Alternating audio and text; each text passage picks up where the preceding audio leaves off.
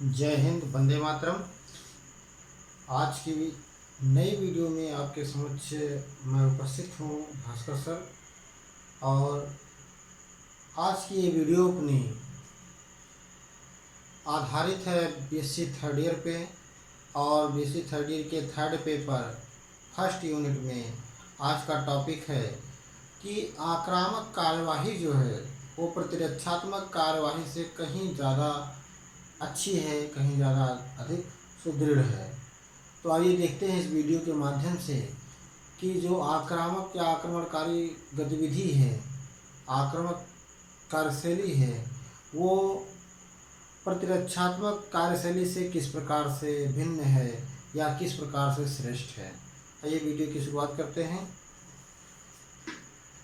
इसमें British science के इस क्लास में आज का ये टॉपिक है कि आक्रामक कार्यवाही प्रतिरक्षात्मक कार्यवाही से, इसमें थोड़ा सा मिस्टेक हो गया है, ये क्रम होना चाहिए, क्रम नहीं है। आक्रामक कार्यवाही प्रतिरक्षात्मक युद्ध कर्म से कहीं बेहतर है।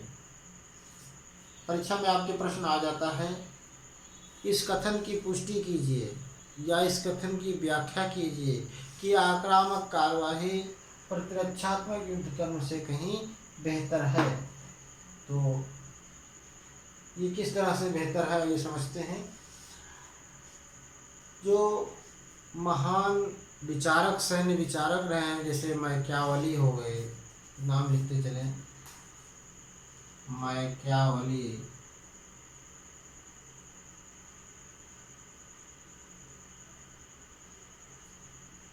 या हो गए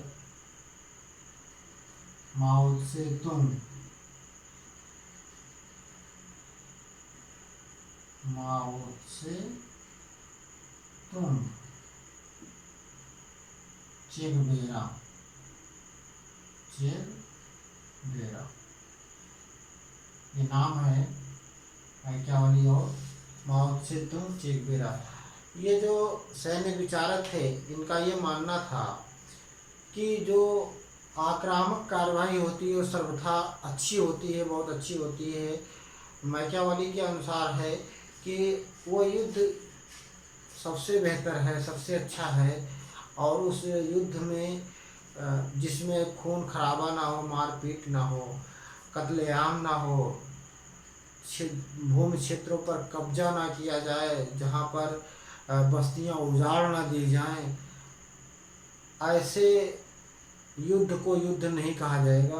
अर्थात मैकियावली का विचार था कि युद्ध में विध्वंस होना स्वाभाविक है, खून खराबा होना आवश्यक है, बस्तियों को उजाड़ देना आवश्यक है, और वहाँ की अर्थव्यवस्था को, यानी कि वहाँ के लूटपाट करना, वहाँ का राजस्व छीन लेना, बटोर लेना, ये सब युद्ध का एक नियम है, युद्ध का एक कार्य है। तो मैकियावली के अनुसार ये युद्ध की कार्रवाई है, ये युद्ध की अच्छी बातें हैं। कुछ विद्वानों ने ये माना कि जो आक्रामक कार्यवाही होती है वो प्रतिरक्षात्मक कार्यवाही से या प्रतिरक्षात्मक कर्म से बहुत अच्छा, श्रेष्ठ होती है। क्योंकि इसमें क्या होता है, आक्रामक कार्यवाही में एक हमारे सैनिक को तीव्र गति से धावा बोलना, आक्रमण करने के लिए अवसर मिलता है। क्या मिलता है? आक्रमण करने में, आक्रामक कार्यवाही में क्या होता है कि हमारे सैनिक का या सैनिक का मनोबल सुदृढ़ रहता है, मनोबल क्षीण नहीं होता है, मनोबल में वृद्धि रहती है। इसी वृद्धि के चलते हमें युद्ध कर देना चाहिए, युद्ध को जो है शुरू कर देना चाहिए। इसके विपरीत प्रतिरक्षात्मक युद्ध में क्या है कि प्रतिरक्षात्मक में हम इंतजार करें कि कब दुश्मन हमारे ऊपर हमला करे, तब उसके एवज में हम उसके ऊपर जवाबी कार्रवाई करें। तो हम उसमें कहीं न कहीं सैनिक क्या चाहता है, सैनिक चाहता है कि जल्दी से जल्दी युद्ध समाप्त हो और हम अपने चाहने वाले, अपने मित्रों से, अपने नाते रिश्ते वालों से, अपने घर परिवार वालों से जाकर मिलें।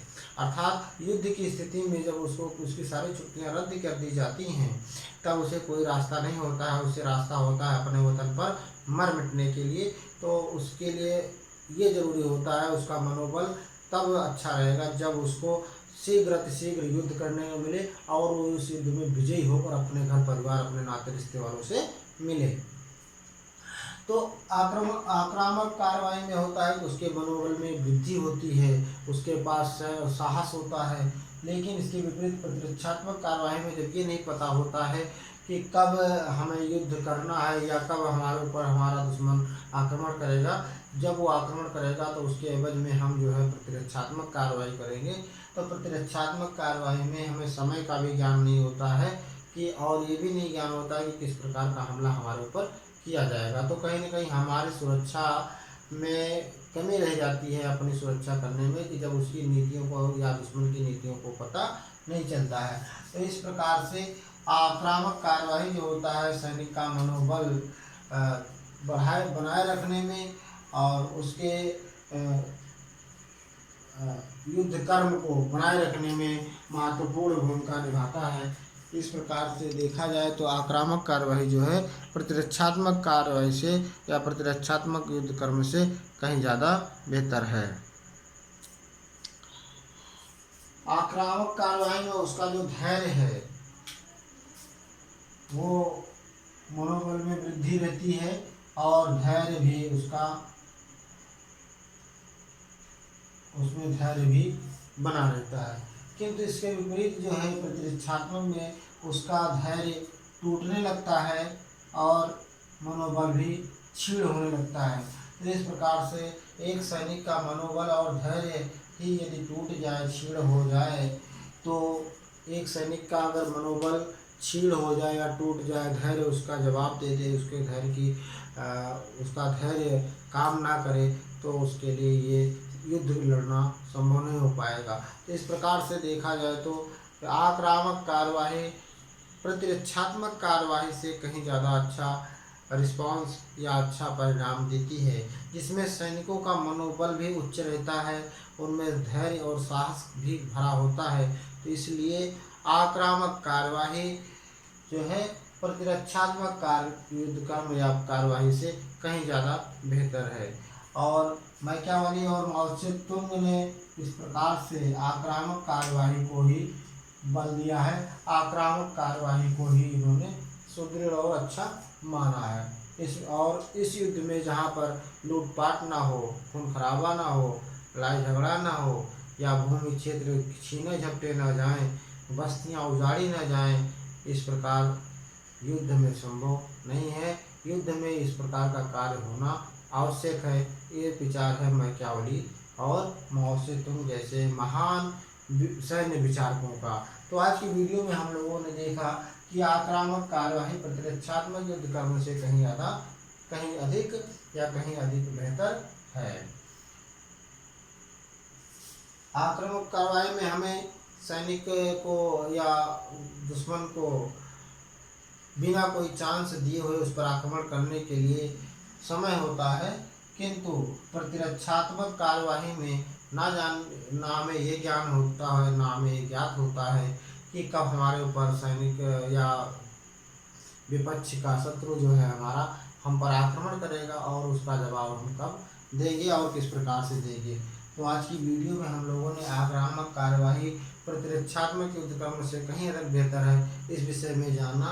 आगे मिलते हैं दूसरे वीडियो में, एक नए वीडियो में, एक नए सब्जेक्ट, एक नए टॉपिक के साथ। तब तक के लिए भास्कर सर को दीजिए इजाज़त। जय हिंद, वंदे मातरम।